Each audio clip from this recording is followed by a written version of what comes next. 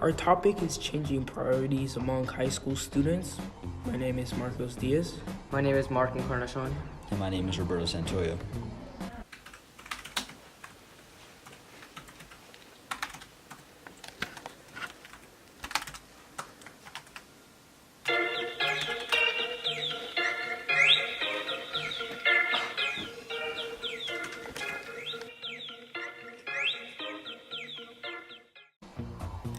As you can see, students throw away their lives by prioritizing homework and other school-related activities. In fact, during the transition from middle school to high school, students change as a result of their surrounding environment and changing priorities. The significance of our topic, changing priorities, is that students face stress. A majority of students focus on homework, and this causes the student to make academics their priority. But this has an immediate result, as students may negatively change as a result of focusing on homework. And according to a study by Stanford University, 56% of students considered homework a primary source of stress. A student may also prioritize their extracurricular activities, including sports, clubs, and their friends, and as a result, they may not have enough time for self-care or family. Another side effect is students may negatively change, including depression, anxiety, or they may break under the stress. Another way students face stress is from a TED Talk by Michaela Horn, which presents a high school student's perspective on managing time and coping with different causes of stress. Hello, I'm a junior in high school. I love to play the violin and piano, and I'm stressed. I'm stressed about homework because I have so much homework to do every day, and every class has hours of homework. I'm also stressed about not getting enough sleep, both due to the homework I have to do and extracurriculars I do. From the school newspaper to the speech team to playing the violin in the youth symphony orchestra, it all adds stress because it all takes time. Therefore, because of these problems, including stress and the short amount of time students have to themselves, we developed the solution. If students were to experience negative side effects such as depression or declining grades, they should either reduce their honors or AP classes or extracurricular activities they are taking. Furthermore, even students who excel in school face stress, mainly due to their AP and honors classes they are facing. In fact, students who excel in school, more often than not, take other extracurriculars, which, as stated in the TED Talk, leads to more time spent on school and more stress. An example of this is from Mary Encarnacion, a student from Valley View High School who excels academically and has numerous extracurriculars. What grade are you in, and what school do you attend? I'm a senior in Valley View High School. What is your cumulative GPA? My cumulative GPA as of now is a 4.5. Have you ever been stressed out because of school, and why or why not?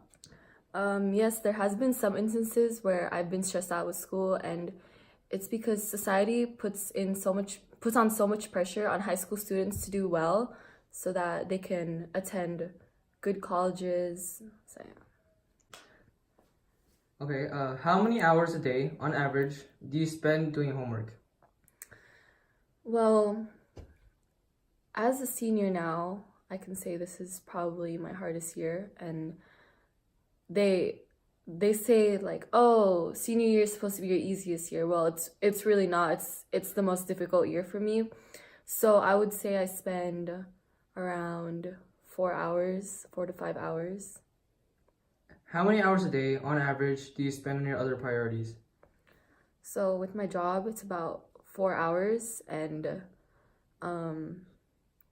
with my extracurriculars, for NHS, it's about an hour of meetings and every week or every other week, and then Youth Advisory Council is an hour and a half to 2 hours every week in meetings, and then NHS requires you to have 100 hours cumulative overall of community service, so that takes up my time too,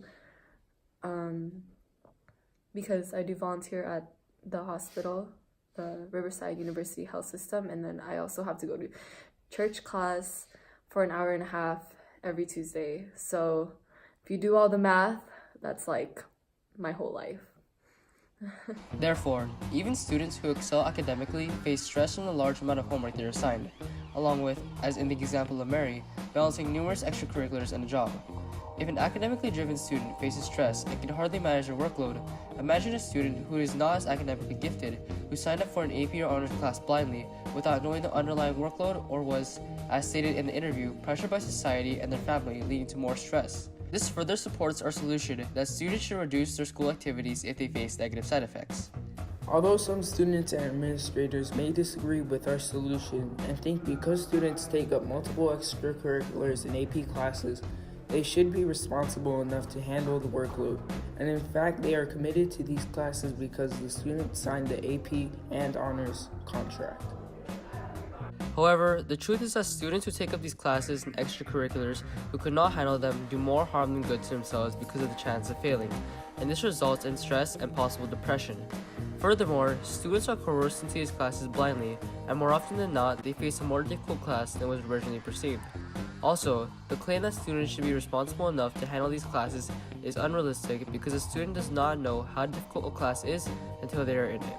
To solve this, students should be able to opt out of these classes when they face these excessive issues. To support this is an interview with senior Ricardo Diaz, who attends Valley View High School.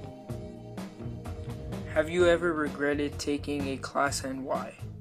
Well, maybe AP Physics because we didn't get a proper teacher for that. Why did you decide to take up so much responsibilities and priorities? Mostly because I was influenced through my parents and because I was told it would help in the long run. Not just that, the idea that students who take up all these priorities are responsible enough to handle them focuses too much on the students who can handle these classes and not enough focus on students who cannot handle these classes and are actually struggling. Overall, our solution is the best because it allows students to face several benefits, including reduced stress and an improvement in grades if they were initially failing. And in fact, our solution is not a requirement, but is just a recommendation, meaning the student does not have to face any repercussions. Also, as stated in the rebuttal, students should not be in the class, which turned out to be more difficult than was originally expected. And our rebuttal further satisfies our counter argument, which signifies why our solution is the best.